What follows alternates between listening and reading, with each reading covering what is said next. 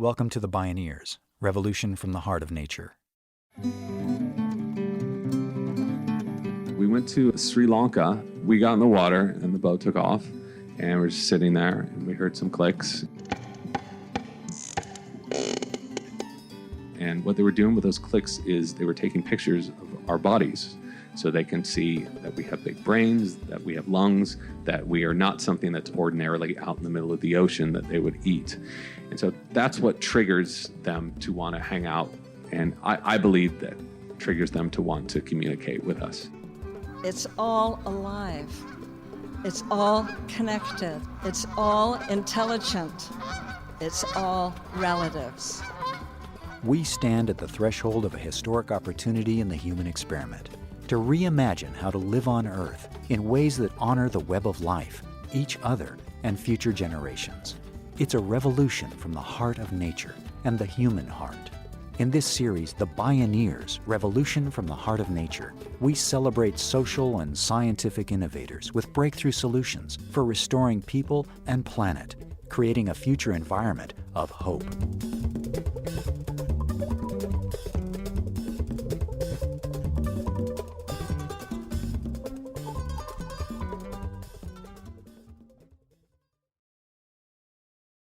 Among indigenous peoples of the Pacific Islands, the whale is revered as the great living library of knowledge. Whale swims the oceans, remembering and feeling the memories of all living things, waiting for a time when humans can remember to talk to them and learn the wisdom we need to know to survive and live in harmony with Mother Earth. That time may have arrived. In the late 20th century, a handful of scientists proved that aquatic mammals have advanced communication capabilities and a consciousness strikingly similar to humans. Studies now reveal that, like humans, whales and dolphins possess a neocortex in their brains, which is associated with conscious thought, future planning, and language, as well as spindle neurons likely involved in processing emotions. That could explain why they have complex social and family structures similar to ours. In 2012, Stephen Hawking led an international group of fellow scientists in signing the Cambridge Declaration on Consciousness, a paradigm-shifting statement that humans are not unique in possessing conscious awareness. In this half hour, we take a truly deep dive into the mystery of marine mammal consciousness with author and adventurer James Nestor.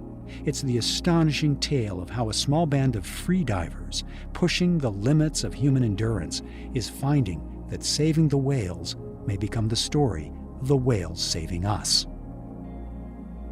This is Whale Whisperers, Making Deep Contact. My name is Neil Harvey. I'll be your host. Welcome to the Bioneers, Revolution from the Heart of Nature.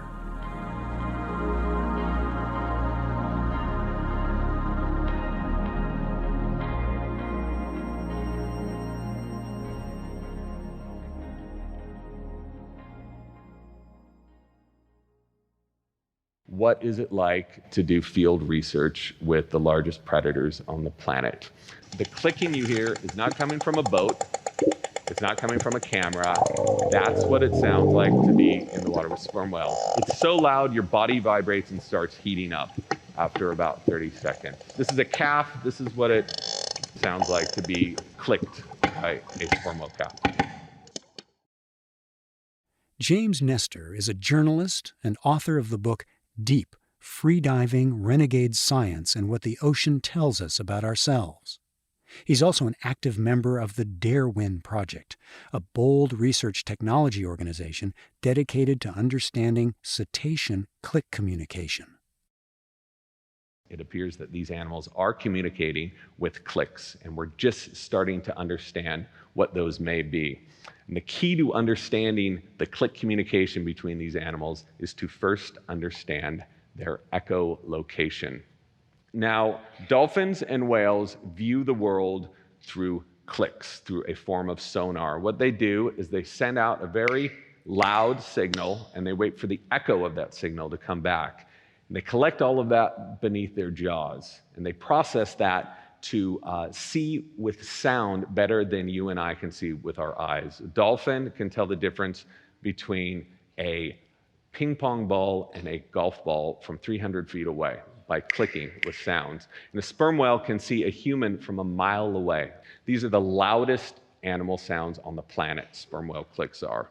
And they can actually penetrate through flesh, so they can get a 3D view of what you look like. They use these clicks in social behavior, and these clicks are extremely detailed. A sperm whale can repeat the same click over and over again down to the millisecond, and then can move around discrete frequencies within that millisecond long click, move them around and reorganize them and repeat those over and over again. The clicks aren't associated with words and paragraphs and sentences and phonemes. That's how human language works, but it's probably a digital form of communication, almost like a fax transmission or a modem. This is more precise than anything humans can make, okay? It's not a dog barking. This is obviously some form of communication, and we're just sort of getting a view into what that might be. Although scientists were exploring cetacean echolocation by the 1950s, getting up close and personal with these massive animals has always been a challenge, particularly sperm whales. Even scuba diving equipment causes too much disturbance to observe and record their social behavior. What to do? Then synchronicity struck. Outside Magazine sent reporter James Nestor to cover the World Championship of Freediving. These extreme athletes could go deep and long underwater, very long, with no equipment but their bodies. I had never done any freediving, didn't know anyone who had never really heard of it. So I was pretty shocked when I went on out to Kalamata, Greece, and was sitting on the deck of a boat and watched this guy named William Trubridge take a single breath of air, upturn his body, and dive down into the water until he was completely gone. He stayed down there for 4 minutes. He swam 330 feet on a single breath of air. Came up, exhaled, got out of the way for the next competitor. It completely blew my mind. So I did my research and found if there had been an air tank down there, and if these guys would have taken a hit off of that air tank, they would have died. Their lungs would have exploded as they came back up to the surface. Only the human body in its natural state can survive such a deep dive. It was miraculous to see these people making these deep dives, but it was completely horrifying to see the people who weren't making their dives. They would come up with blood on their face. They would come up passed out. One guy was technically dead for 2 minutes until he was resuscitated. And it looked completely insane to me that these people had honed their bodies to do something so incredible, and yet we're just using it to dive up and down a rope, to get a plastic medal, to get bragging rights with their friends, to get a few pictures on YouTube. Luckily, while I was out there, I was able to meet some more philosophical freedivers. And these people had absolutely no interest in competition. They didn't want to go through the face-off with death. They just wanted to explore their own bodies, these natural reflexes that we're all born with, and they wanted to explore the ocean in its most intimate way, and that is by freediving. And some of these people were also using freediving for scientific research. They were able to freedive very close to marine mammals. And I started hanging out with these guys. They seemed to be much more logical, philosophical, spiritually minded, and I identified with them a lot more. And what this group is doing right now, they're called Darwin Project, and just full disclosure, I've been working with them for a few years. This team is going to try something pretty revolutionary. They're going to try to capture in the full high fidelity, high definition, these clicks, and then shoot them back to the animals and begin a sort of visual conversation with them. We know the animals are viewing their world through clicks, through sonograms, also holograms. We believe that we can capture these and send them back. So it's not so much saying hello, it's sending a picture of our world to their world and back and forth. Sending pictures of worlds back between worlds.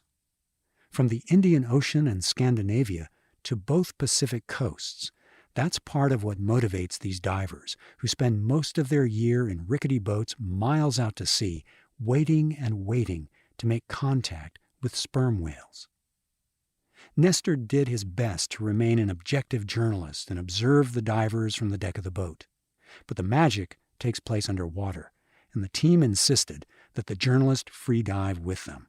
After all, they said, Jane Goodall didn't study primates from an airplane. It took him months and months of intensive training to be able to dive deep enough. I was apprehensive about it. I mean, a sperm whale is 60 feet long, 8-inch long teeth, largest predator in the world, hunts 50-foot long squid, not the sort of animal you should normally be hanging out with. So we went to Sri Lanka. We got in the water and the boat took off. And we're just sitting there, and we heard some clicks, and we're like, okay, this is good. And then the clicks get louder, louder and more frequent and louder. And it's really hard to describe what this is like because the lower frequencies are more powerful than the frequencies that you hear. So you're feeling this in your body. And it was a mother and a calf that came up to us and were clicking us, got about 6 feet away from us. And they knew exactly what they were doing. And what they were doing with those clicks is they were taking pictures of our bodies. And this isn't some theory, this is fact. So they can see that we have big brains, that we have lungs, that we are not something that's ordinarily out in the middle of the ocean that they would eat. That's what triggers them to want to hang out. And I believe that triggers them to want to communicate with us. There is an immediate sense of knowing when you get in the water with these animals that they are not there to hurt you. If they were there to hurt us, they would have done it years and years and years ago. They were extremely curious and extremely nimble not to even bounce into you. And we're about this big. One little move and you're gone. That was my first experience. It was pretty brief, but completely mind-blowing. And then the next day, it was just full on. We were having experiences all the time with males, with mothers, with pods. And we recorded something called a shotgun click. And this is the clicks that these animals use to stun giant squids from miles deep because that's how they hunt. So why don't they use those clicks with us? Why don't they stun us? Why do they come to us in peace after we've spent the last 200 years completely annihilating their populations? I mean, these are big questions, and I don't know why, but all my experiences with them since then have convinced me that this is an animal that has a great wealth of wisdom, that knows exactly what it's doing, and I think that there's a reason that they keep coming up to us and sending us communications. The Darwin Project's divers interact with the animals respectfully, on their terms, in their element. The whales are choosing to come to them. Leading the Darwin Project is Fabrice Schnoller. Once again, synchronicity seemed to pluck an ally off the land into the deep. He was a construction contractor, engineer, very, very successful guy. He was on a boat off the coast of Mauritius, saw some whales, got in the water, knew nothing about them. They surrounded him in a circle, tails down, heads up, and peppered his body for 2.5 hours. He didn't know about echolocation. He didn't know about sperm whales. And he came out, quit his job, and this is all he's doing right now. So, and this is the guy leading this. And this was someone on a completely different path. But, maybe they chose him. We were down in Los Angeles last year, and I've never seen a dolphin in LA in my whole life. And I grew up in Orange County. The first day he was out there, he was surrounded by dolphins. The second day he was out there, he was surrounded by dolphins. The fifth day, I said, "You're complete bullshit. I'm going to go out there." And the same thing happened. I think that they're able to echolocate, so they can get a picture of what you look like, and they're likely able to send that picture around to other dolphins. So I think he's world famous in the dolphin community. Since 2007, when Fabrice Schnoller began designing and building his own recording equipment, he and his team have collected the largest database of sperm whale behavior and vocalizations in existence.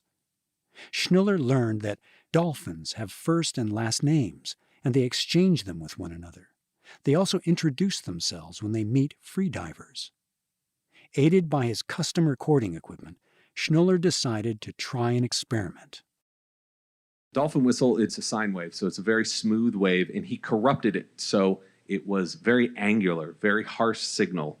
And when the dolphin gave him his name, his signature whistle, Fabrice played his name, this corrupted whistle, back to the dolphin, who was just sort of like freaking out.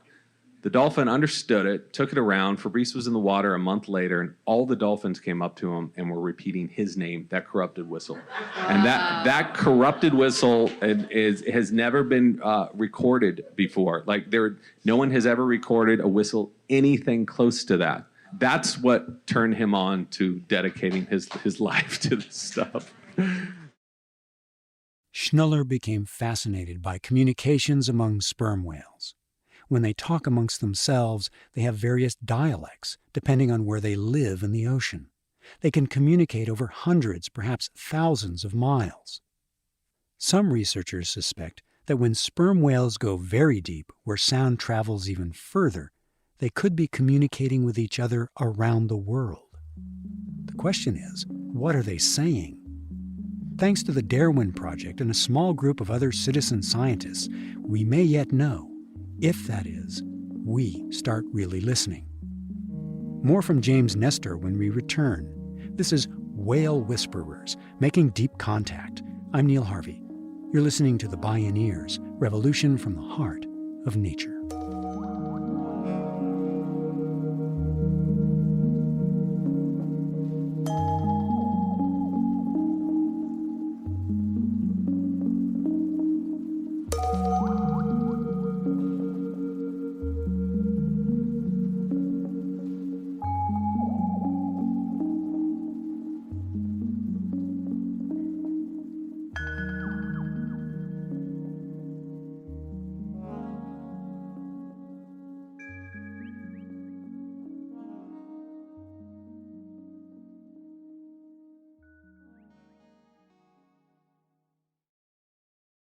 To explore all available Bioneers radio shows, podcasts, video programming, and more from James Nestor, please visit Bioneers.org.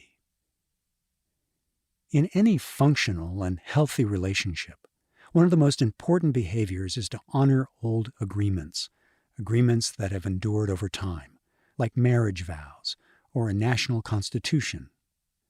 Our human relationship with nature has evolved over hundreds of thousands of years. It's only fairly recently that we started living on the earth like aliens.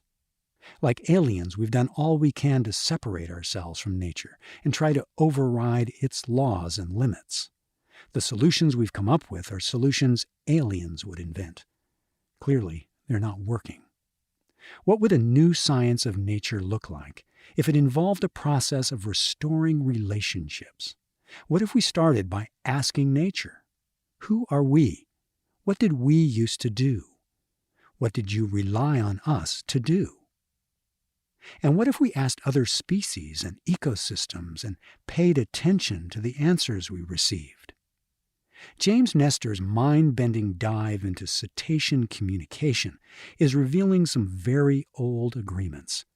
It's showing just how similar we are as mammals to our underwater counterparts. The human fetus develops in an amniotic fluid that is 99% similar to seawater. The blood coursing through your veins right now is 98% similar to seawater. We're missing a molecule of magnesium. Seawater is missing a molecule of iron. Beyond that, it is almost identical. So when we come out of the womb, we are born to dive.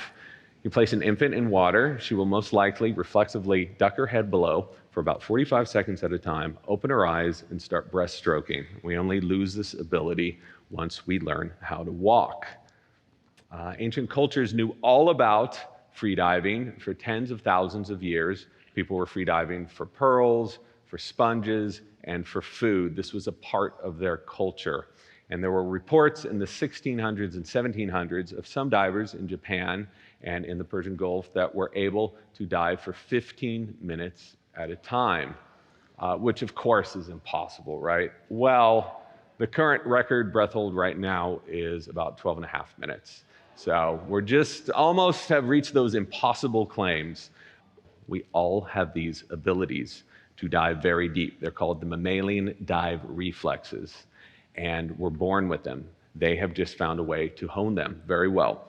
It also turns out that we not only have mammalian dive reflexes, but we have also other senses and reflexes we share with oceanic animals, such as magnetoreception, echolocation, and sophisticated forms of communication. And it makes sense considering that we all came from the sea. The virtual technosphere that human beings have constructed allows us to communicate and exchange information worldwide at lightning speed. But it has also diminished our somatic awareness, as well as our use of our natural senses. When James Nestor explored the science of magnetoreception for his book Deep, he found that sharks have a natural GPS system that homes in on electromagnetic fields. How, then, do we restore our connection to the innate intelligence surrounding us and to the nature within us? Since few of us will ever free dive, paradoxically, the very technology that has separated us from nature may be one key to reconnecting us and inspiring us to honor old agreements. Part of what the Darwin Project is doing is capturing these interactions in 360 video for virtual reality purposes, because this can really take people into this world. It's not a recreation of nature, it's a reflection of the wonders in nature to take people into the world they will literally never, ever see. And I think that that's can be an important educational tool. What I'm hoping is that virtual reality will start taking over in aquariums and at water parks and at zoos to allow people to see these animals in their natural wild environment when they're healthy and happy, as opposed to in a cage. VR is a great way to provoke empathy within people, to show them that sperm whales aren't out to kill people, to show them that dolphins need to be out in the wild and not in a pool or a tank. I think is an important message. And that's why I'm very interested in virtual reality and working on a number of virtual reality films right now to take people into these places. Virtual reality provoking empathy for wild reality. Nestor is now working with the United Nations and a team of scientists and engineers to build a system of machines that can identify, capture, and send back click communication to sperm whales, hoping to spark a kind of sonographic exchange with the animals. Countries such as Norway and Japan routinely flout international commercial whaling bans. Oceans are increasingly busy places, and noise pollution from military sonar and other sources continue to injure and even kill the animals. Unintentional ship strikes are an ongoing threat to whales, particularly in coastal waters. Massive amounts of plastic pollution in the oceans pose another serious threat to whales, rupturing their stomachs and blocking their digestive systems, which causes them to starve. Some conservation efforts have successfully restored the numbers of humpback whales, leading to their removal from the endangered species list in 2016. And Nestor is collaborating with the United Nations' other organizations to end easily preventable death traps for whales such as shipping lanes and fishing nets. As we tap into communication with other species, perhaps they're telling us, for them, it's 1 minute to midnight. Perhaps they're asking us to remember what we've forgotten about honoring old agreements. To remember that in ancient Greece, dolphins were granted the same rights as citizens. A lot of people thought it was never going to happen. These guys don't have any ability to do this.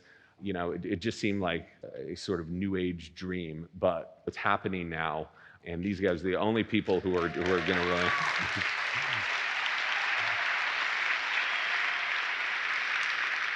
Thank you. And, for those people who do criticize this kind of research, because it is crazy, it may not work, but I really think it's important that someone tries to do this. The fact of the matter is we're totally running out of time for more genteel approaches here. In about 30 years, the entire ocean ecosystem is going to collapse. You ask any marine biologist, and they're going to tell you the same thing. And the first animals that are going to die off are going to be the largest, specifically dolphins and whales. So why not take a moonshot and go for it and try to make contact with these animals before they're all gone? And this could also be a way of help saving them. There's still 3 other countries that are still whaling. It's unbelievable, but true. And so this could be a way, by making contact, even initial contact with them, to giving them the same rights as other animals and other humans have.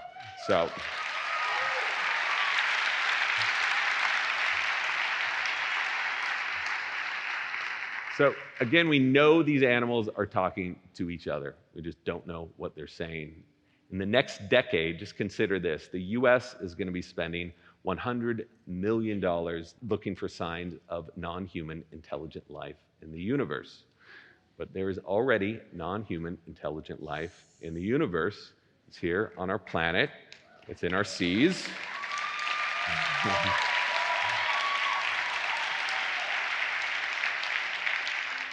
And I think it's time we start listening to it. So thank you very much. Thanks a lot, you guys. Thank you. James Nestor, Whale Whisperers, Making Deep Contact.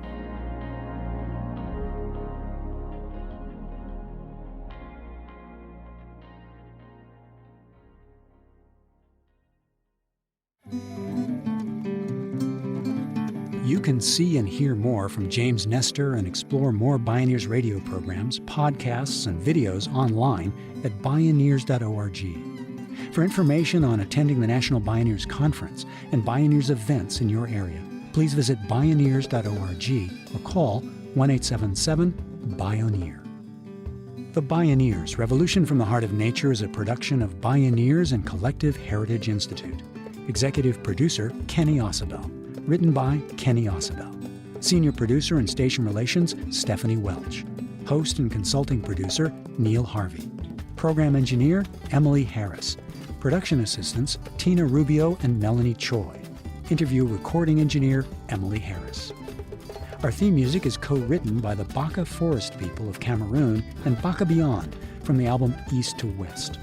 All royalties from Baka compositions and performances go to the Baka Forest people through the charity Global Music Exchange. Find out more at globalmusicexchange.org. Additional music was made available by Growing Bin Records at growingbinrecords.com. For more music information, please visit Bioneers.org. The opinions expressed on the Bioneers Revolution from the Heart of Nature are those of the presenters and are not necessarily those of Bioneers and Collective Heritage Institute, the underwriters, or this radio station. My name is Neil Harvey. Thank you for listening. I invite you to join the Bioneers in inspiring a shift to live on Earth in ways that honor the web of life, each other, and future generations. This is program number 0217.